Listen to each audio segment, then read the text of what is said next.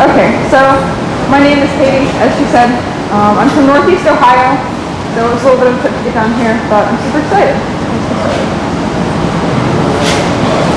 Okay, so according to U.S. News and World Report, 31% of middle school girls believe that careers involving computer coding or programming would not be for them. 40% of high school age girls felt this way, and by freshman year of college, 58% of women felt that jobs involving STEM probably wouldn't work out for them. Those statistics paint a very clear picture that there is a defined gender disparity in STEM, and also that it starts from a pretty early age. With fewer women in STEM than men, we lose out on valuable perspectives, and there's other issues too. So, how do we go about solving the gender disparity that we have? So, once we get kids, especially young ladies, into amateur radio, they're interested in STEM, and a lot of times they'll go through and continue and actually end up with a STEM career after being exposed to and interested in amateur radio. That's actually how I got licensed. In 2019, my school started an amateur radio club, and within a couple months I had a license. We taught electronic theory once a week after school, and by 5th grade year I had a tech license. After that, a couple months later, I went for my general, because I was pretty interested in it, wanted to go get some HF privileges, and then a couple months after that, I actually ended up with my extra, because I was really into it and I was excited to get on HF more. So, school clubs obviously played a huge role in my getting licensed and staying licensed. We're still going. We actually ended up with a club call sign. We're KE8LQR, and we do a whole bunch of stuff. So these pictures are from the very early years of the club. That was a couple months after we started. He founded the club. He's called N8YMX. He was our school resource officer at the time. Then I'm in the center, and then off to the side is my 7th and 8th grade science teacher. She was helping out for a couple years. And then as a club, we do a whole bunch of stuff. So this is field day, the first year that we had a club. We actually did not get to set up on our own, but we were able to attend a local club setup. So we had a couple kids, you can see me, and then there's one other, and then our Elmer over there on the end. And we went and we operated field day at that club setup for a while. That summer, we also ended up doing a fox hunt. So we try to vary the activities that we do, because what may be interesting to one kid is not going to be interesting to another. So we get as many activities as we can in. And then on the other side, after about a year, we were able to start hosting our own field days, our own school club roundups. And all of those are really great ways to get kids interested, because you can teach electronic theory after school every day for months on end, and they're not going to be interested. Electronic theory is not fun. So once you start getting them on HF and getting them operating in field day, doing fox hunts and stuff, their interest will be piqued.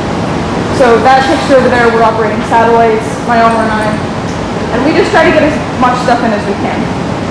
These are some of the more recent field day pictures. That was last year, and that was the year before that. That's actually my little sister in this picture. My family has a couple hams in it, my dad's license, my mom's license. I think that was right after she made her first HF contact. She was really excited about it. She did say, she was like, "Where's my pileup, Katie?" And I was like, "Oh." You gotta wait for that. You have to call CQ a couple times, maybe more than once. And then over there is field day the year before that. The club is really nice because it kind of gives the older kids who have been there for a couple years a chance to help mentor the younger kids. It's like I'm helping one of the girls, she's about a year or two younger than I am, make some contacts. And at the more recent school club roundups that we've operated, she's actually been able to help other kids through it. So she'll be helping 6th, 7th graders, 4th graders make contacts, even if she doesn't have a license. So these are some of the earlier school club roundups that we did. We set up my mom's room. My mom's a high school teacher, so we set up in her room for a week after school. The school club roundups are a really great way to form bonds within the club. So, like I said, you can teach radio theory every day after school for months, and they're not going to be interested at all. But once you do a school club roundup or an event like that, they're spending time with each other after school, and they can make bonds. They can see, okay, this isn't just math. Like there's actual stuff you can do with this. So once they start making DX contacts like that, I mean, you open up a whole new world, and they get really interested. And then we actually we had a STEM class one year at the school, and we brought them in for a day during the school club roundup to kind of see what it was all about. And after that, they were really interested. Some of them came and joined the club. So operating school club roundups and stuff like that is a really great way to form bonds. These three of us, these are just some more school club roundup pictures. Usually during the school club roundups, we'll stay until 5 or 6 after school and just operate. And it's really exciting when we make a DX contact. Because like, until then, okay, you can talk to people around the United States, it's fun, it's interesting. But once we make a DX contact, everybody's all, oh, gotta look it up on a map, I don't know where that is. So amateur radio is a great way, not only for skills like talking to people, but you also, okay, there's geography, there's math, there's so much other stuff. So it's a really great way to get kids interested in STEM. This is a satellite demonstration that we had a couple of weeks before the pandemic shut everything down. And after that, a lot of kids were like, okay, I want to pursue satellites. We had a satellite station at Field Day the next year.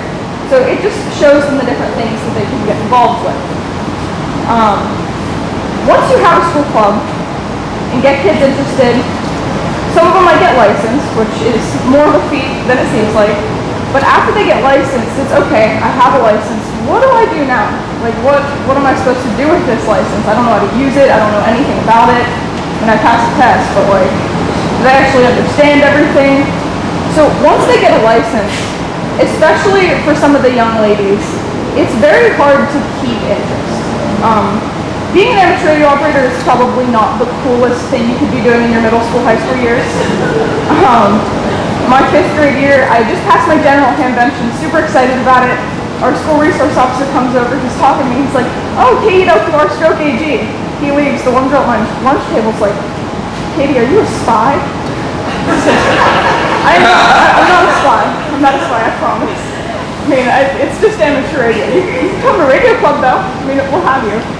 But it's really important to keep their interest and keep them in amateur radio.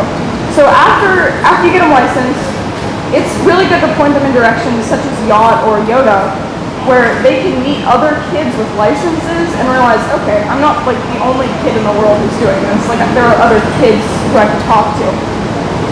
These pictures are actually from a Yacht pizza party at HamCation. Yacht, as it says, stands for Young Amateur Communication Ham Team. They have youth nets every night, and you kind of just get on and you talk to other kids, which is really important for someone who's just gotten licensed. This was actually the first time in a couple of years that anybody from Yacht had gotten to meet up with each other after just talking to each other on the air, and it was really nice to get to meet some of the people that you spend hours talking to. Like, I have no idea what you look like, but it's great talking to you. So that's one way that you can keep them interested. And another way to keep the young ladies and all youth interested is point them in the direction of Yoda. I actually got to go to a Yoda camp last year in Cincinnati, and it was pretty much a week of an amateur radio operator's dream. It was amazing. We did balloon launches, mini contests, satellite operations. That's actually that picture right there. So there's just a lot of stuff, and stuff like Yacht and Yoda helps keep the kids interested because it shows them that there's more than one thing you can do. With Yacht, I actually found out about some Morse code classes a couple years ago, and I really enjoyed them. I actually ended up teaching some of the kids' classes. So I'd like to talk about Morse code for a little bit too, because I think Morse code is a really good way to keep kids interested.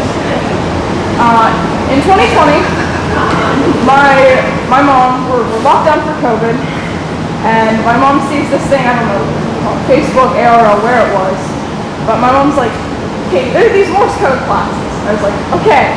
She was like, I think we should sign you up. I was like, okay.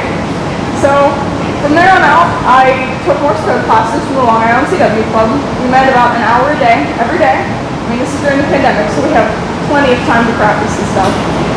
And within a couple months, I made my first contact. It was super exciting.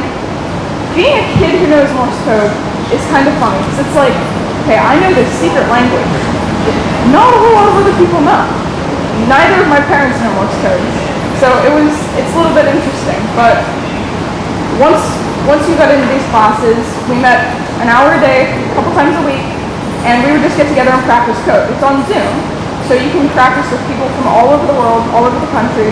I remember in the first classes, the beginner classes that I were in, there was someone from Ireland, England, so lots of diversity within this, but it also helps you. It's again, okay, there are other kids that are interested in the same stuff as I'm interested. Like it's not just me. So it's really nice to get to have that. And then Morse code is also super interesting because it helps you, it'll help you make contacts with people further away. Right now I actually teach the intermediate and advanced kids classes for the Long Island CW Club. And I've taught those for about a year and a half now. We meet once a week on Saturdays just because the scheduling's a little bit rough sometimes. But it's super exciting because every week we'll get together and be like, okay, what are we going to do today? We're going to send questions and answers. We're going to play a game. Like, there's so much stuff that you can do with it. So it's just really nice to have that and be able to meet other young hams around the world. All in all, I think amateur radio is a really good way to get kids interested in STEM and keep them there. Keeping them there is the majority of the battle. I mean, you can get a license, you can get interested in STEM to begin with, but after you're interested in STEM, it's really hard to stay, especially with some of the adversity from peers when you're a young lady. So amateur radio is definitely a great way to get kids interested and then keep them interested. And I think that we should implement it in schools wherever we can, just because it has a very big impact.